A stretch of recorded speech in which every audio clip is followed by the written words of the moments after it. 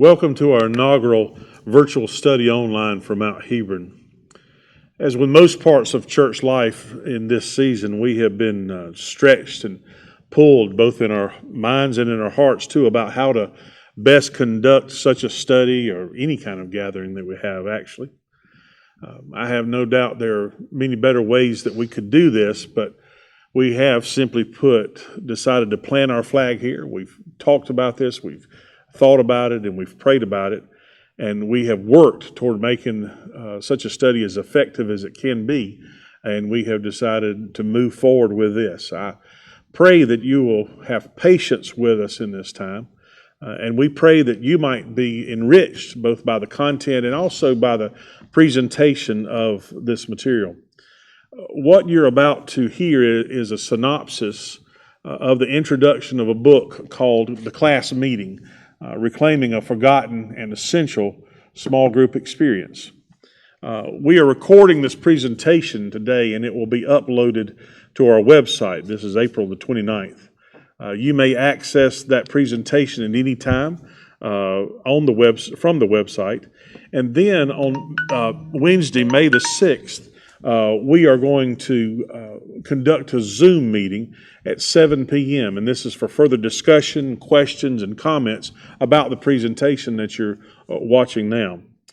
One thing to highlight for you is that if you wish to be a part of that Zoom meeting on Wednesday, May the 6th, we need to hear from you by text, by email, or by phone call so that an invitation can be sent to you by email providing a link for that meeting on May the 6th. So you'll need to include your email that we can get in touch with you on that call or email or text that you send to us, and we will convert that back to sending an invitation for that meeting on that date.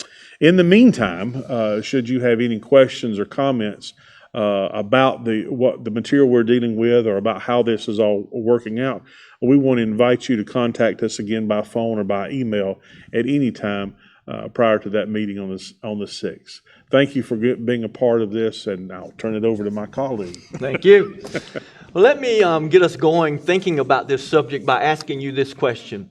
What if you were a mechanic and there was a tool available to you that could raise the level of your expertise and the quality of your work? Would you be interested in such a tool?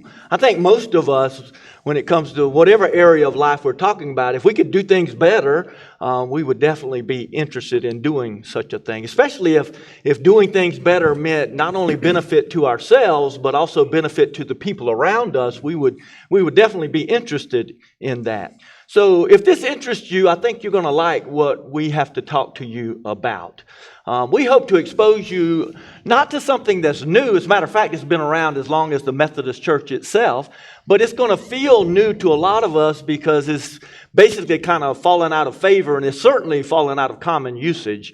But it's something that was called the class meeting, as was just mentioned in the book by Kevin Watson, and it talks to us about doing life together differently.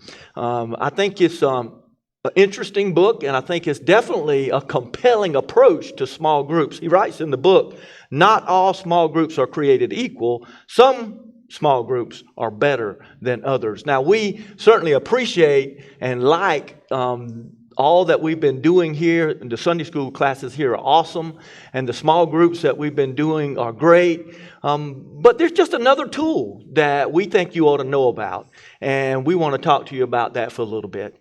And with that, Kevin's going to come and explain a little bit of the differences between small groups that exist in our life today.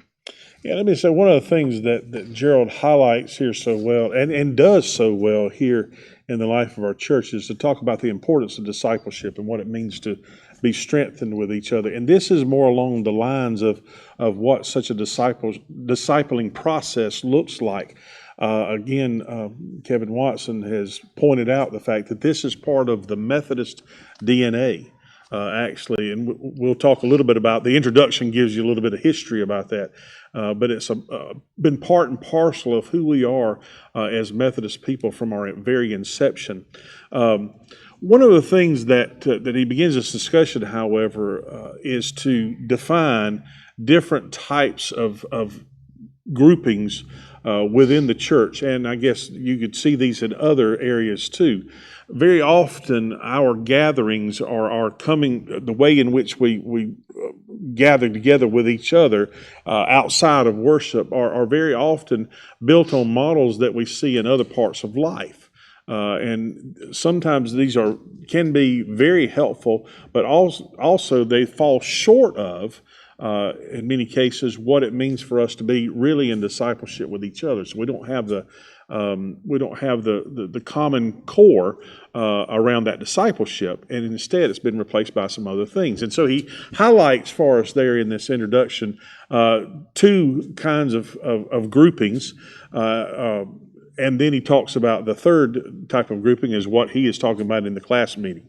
I want to talk to you a little bit about those first two groupings that he speaks of. And one of those is an affinity group.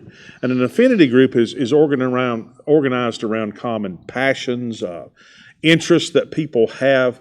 And these are again wonderful groups, but they're groups in which people get together because they are like each other.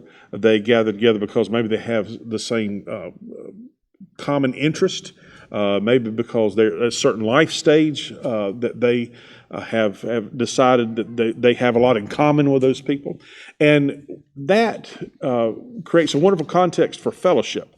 And it's again, it's a wonderful thing, but it's a little bit different than what we're talking about when we talk about class meetings. The second type of grouping that he speaks of is called information-driven groups. And this is, Gerald and I were laughing about the other day, that's really high on our list. We kind of like to both teach, and some of you may say pontificate sometimes. So, but it's when you have a group that's organized around conveying information to people so that they're learning.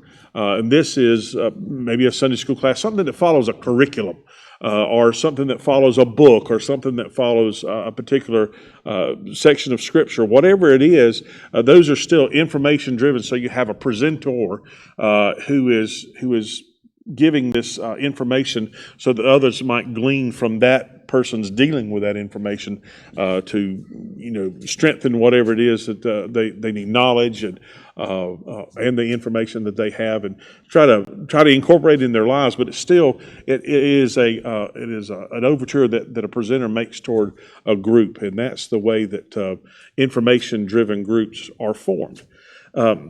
Now, beyond this, and in consideration of what Kevin Watson describes as a class meeting, is a grouping called transformation-driven groups. And this is groups that are organized around a common desire to support one another so that they become increasingly faithful Christians and they grow in their accountability, and also that we grow in how we speak about the Christian experience. What are the parameters of that speech? What are the things that we talk about, and what are the things that we avoid? But we enter into such a grouping as co-equals. It's not to provide information so that you have one person who is simply there giving information so how people to be better Christians, and it is not based around a common set of circumstances that these people find themselves in, other than their journey into a Christ-like life. And so that opens up a whole new vista of questions. It opens up a whole new way of looking at the world in which you live. It opens up a whole new way of how you relate to people, and about how you relate and come to grips with the things that you're thinking and feeling inside, and how these are judged against Scripture, how they are judged against the experiences of others, and there's an accountability in that both, again, it helps you. The idea of a transformation-driven group is that everybody comes into co-equals, but they're learning from each other's experience around the core of what it means to be faithful Christians. And given that is what lies at the heart of the class meeting. Here at Mount Hebron, we recognize that we have a number of affinity groups. We have information-driven small groups, and again, those are wonderful things. But we want to look at what it means for us as a church to have more transformation-driven small groups, which utilize and can learn from the model which Kevin Watson talks about in this book, but was also an important part of both the birth and the early success of the Methodist Church. Okay, and he's exactly right. And we realize that some of what we want to do is to let you know that this is something that has already worked amazingly well in the life of the early church. So a lot of times, you hear new ideas about things and they're theoretical and you are wondering, well, I don't know, will this work? This has already worked. And so I want to talk to you just for a minute now about what the class meeting was and how it came about. This will be a short little history lesson, won't be long, but I feel like we need to go back and look at the fact that this was a big part of the success of the early Methodist Church, which of course grew out of the Anglican Church over in England. And it all began when a small group of priests back in the 18th century, led by John Wesley and George Whitefield, began to realize that there was something wrong with the spiritual health and vitality of the Anglican Church in their day. And so they wanted to bring in some refreshing and some revitalizing and some renewing. And their approach was they began to preach, but their focus was not preaching on how to function within the organized church. Everybody seemed to be doing that pretty well. Their thought was, what about how to intensify our relationships, our personal relationships with Jesus Christ? And so that became their focus. And in fact, they moved outside of the church building itself and began preaching in open air fields and stuff and began sharing their message with a lot of the people who felt alienated by the established church. And hundreds and thousands of people were converted to the cause of Christ in England during this time. And it was principally because of the approach that these fellows were taking of focusing on one's personal relationship with Jesus Christ and what that meant in the areas of accountability and being responsible for not only hearing information from God about the Bible, but applying that information in your personal life. So at any rate, an explosion in the church took place in England, and pretty soon that spread to America and to the colonies here, and particularly with respect to John Wesley, because he had such a focus on doing things in a methodical fashion, which included the class meeting. This group of people soon became known as Methodists. But particularly with respect now to the class meeting in the Methodist Church, it started in roughly 1742 in Bristol, England, and Wesley was clear about what he was trying to accomplish. Let me just share with you just a brief quote from what was called the General Rules, and that was sort of a forerunner of the Book of Discipline. And Wesley said there, quote, "Each society or church is divided into smaller companies called classes. There are about 12 people in every class, one of whom is styled the leader. It is his or her business, one, to see each person in his class once a week at least, to inquire how their souls prosper, to advise, reprove, comfort, or exhort as occasion may require." Notice here, there's nothing here about teaching the Bible or sharing information from a theological perspective. It's all about, so how's it going in your life? What are you doing with what you know about what God teaches and what Christ sets an example for us? Then the second thing he said was this: to meet the minister in order to inform the minister of any that are sick or any that walk disorderly and will not be reproved. The class meeting quickly became, quote, a crucial tool for Methodists to watch over one another in love. Wesley thought that the insight and the support of the class meeting was so important that he made it a requirement for people who wanted to join the early Methodist church that they had to be a part of this thing that we're talking about, the class meeting. The question that sort of took root in those early days of those class meetings was this one, and maybe you've heard it before. It is, how is it with your soul? And that sort of gives you a sense of the flavor and sort of the direction that the class meeting is intended to take us in. It revolves around our willingness to be a part of groups where we want to be transformed more and more into the likeness of Jesus Christ, not just by knowing things about Him that we read from the Bible, but understanding how to live like Him in our lives. And so this requires a level of accountability, that we might as well be honest about. Most of us are not really all that familiar with because, our society has changed to the extent that we understand the importance of accountability. But for a lot of us, we just don't have a lot of accountable relationships at this level where we give somebody that we trust permission to ask us about how things have gone in our lives. Not just generally speaking, but with some specificity that requires that we really think about, what we've done, the choices we've made, and how these reflect upon our relationships with Christ. Let me add there that one of the things that in the history of this is important to remember is that Wesley was doing this in the midst of an industrial revolution.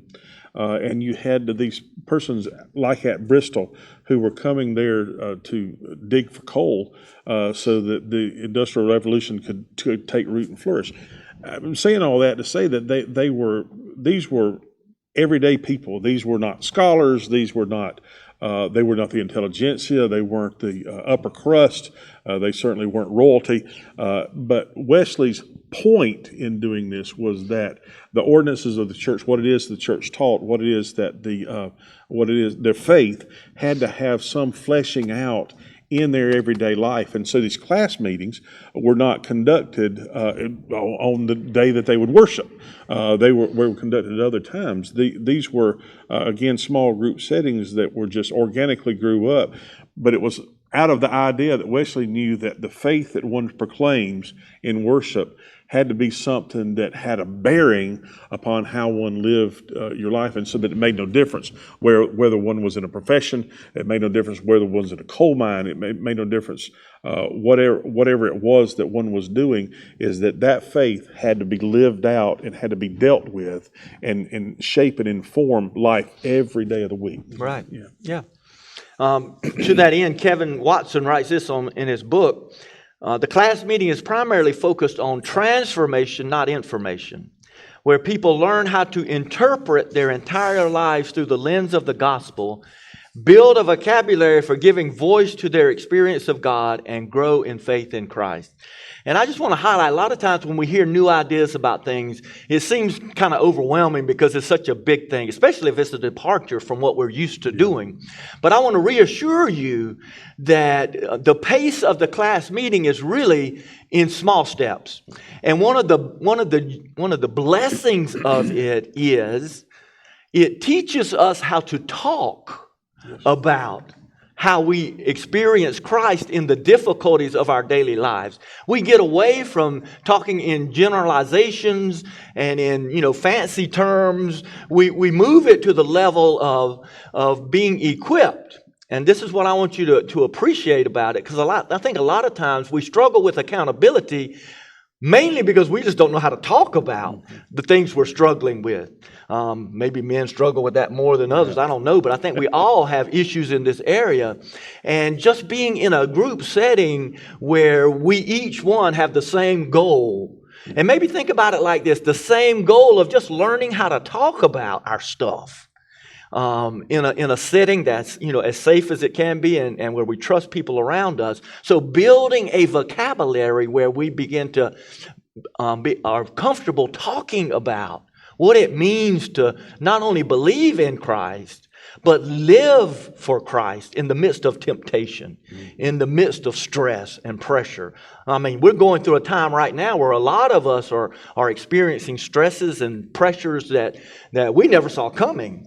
One of the ways that hopefully we have become aware of is our need just to be able to talk to each other about more than sports or the weather or even church in general, but how's it going with your soul, and to deal with that on a level that will help us not just be exposed to each other, but support each other, to really specifically remind each other that, we're all kind of in this together in ways that are very practical. We struggle with stuff, and there is help from God in this. And I think sometimes, you hear us preach and teach, and you've heard us say this all the time, and you've probably said it, that, God will help us in our time of need. And that's true, but what does it look like? Yeah, that's right. How does that play out in our daily lives? And just one more brief quote from Watson in his book. He writes that in contemporary churches, there seem to be ample opportunities for Bible studies. And I agree, there are, and this is a good thing. But he goes on, but it's much harder to find a group that's primarily focused on your relationship with God. Kitchen groups, that's what he calls them in his church, don't follow any particular curriculum. We just ask you to analyze your own experiences through the lens of faith. What has God revealed to you this week? What do you need to work on? What is holding you back? And so those are just an example of the kinds of questions that we want to deal with in sort of this more organized way, where we don't just ask them and then move on to the next sermon point or lesson point, but we want to give time for each of us now to deal with that and to respond to that. And I think for all of us, won't be always comfortable, but I think it will be a powerful tool helping us to grow as Christians. That, by the way, that quote that Gerald just gave us on page 14 of the book, and so I would actually highlight the fact that what he says they did in their, what he calls kitchen groups, is really the heart of the matter here. We just ask you to analyze your own experience through the lens of faith. What has God revealed to you this week? What do you need to work on? What's holding you back? That's pretty much it in a nutshell, succinctly worded. And that's this again, having this vocabulary to do that, and also having bouncing that experience off of others is very helpful. Gerald and I have had the conversation in regards to this material, but also in others, that we are very fortunate to have spouses that are in this journey with us together. And we talk about how our conversations take place with each other. We, in a sense, have a little bit of a mirror of what this small group looks like. But I'm speaking from my own experience. I think it's true of Gerald and Debbie as well. But when very often I start talking about trying to come to grips with some theological concept or some, why did this happen to such and such, or what's God teaching us here? And very often I know that Amy will simply let me talk. She knows that I'm trying to wrestle with this stuff, and that I'm not really there to get advice exactly. Is not the point, but rather simply to have an internal dialogue, which I'm doing vocally, and that's a very helpful setting. It's been Gerald and I have both talked about the great grace that has been in our lives, and that's reciprocated from their standpoint too. But we need this not only within a spousal relationship.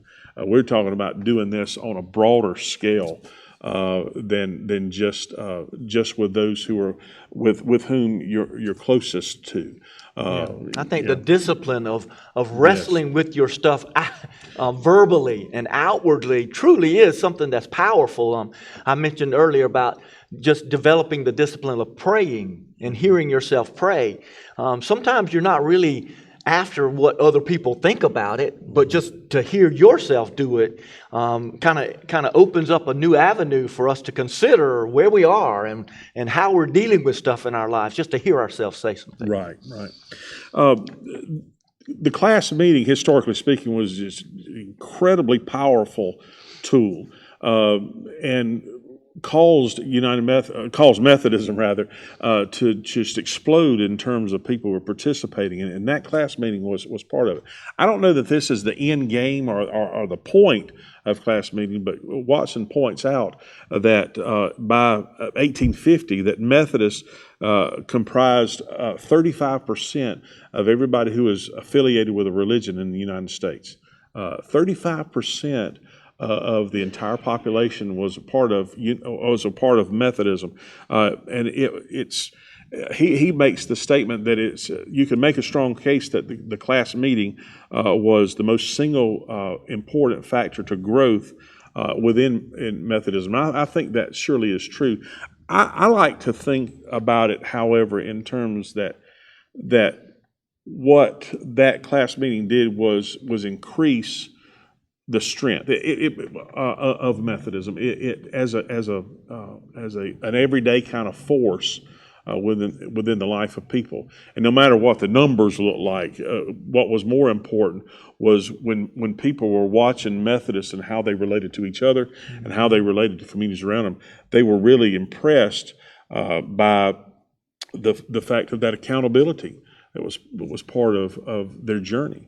And that strength, or if you will, the framework that can happen within that kind of honest accountability and strengthening of discipleship that takes place within it. I think that's really the upshot of that, is how strong it was. Accountability led to an authenticity that was attractive. Exactly. I think that was true then, and I think it's true now as well. That's exactly right. And we struggle with the fact that, maybe we're in a different time, and the fact that maybe not as many people are sold on such an idea, but I'm not sure that they won't be. Yeah. By the same token, but if they don't see it, if they don't have it modeled, then they don't have anything to know what they're missing. For one thing, and I also think that when it comes down to it, biblically speaking and historically speaking in Methodist Church, that these things are that vitally important, and whether or not whatever kind of season we're in, or however it is that we have done church over the last couple of 100 years and drifted away from this,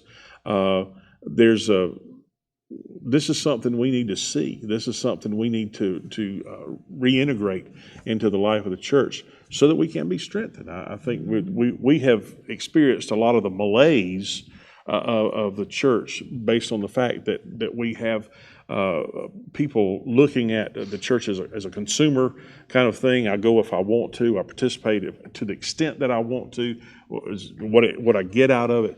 But instead, we're talking about an investment of one's faith, investment of one's questions, an investment of one's indeed life into putting that life in perspective of what it is that Christ has done, what it is that Christ has promised us, and what it is that Christ opens up, and a new way of life now. And as we articulate that, as we encourage and challenge each other to speak about that with each other better, we build a strong spiritual house. We build on the foundation of Jesus Christ, but of which we become part of the framework of that place, and I think that's where we want to see that head towards. Yeah. Okay.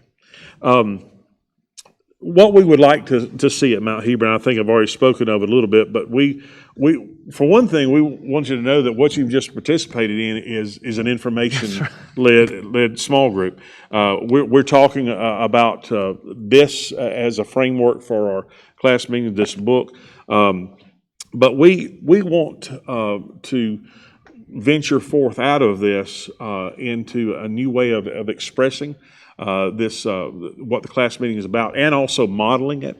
And so we have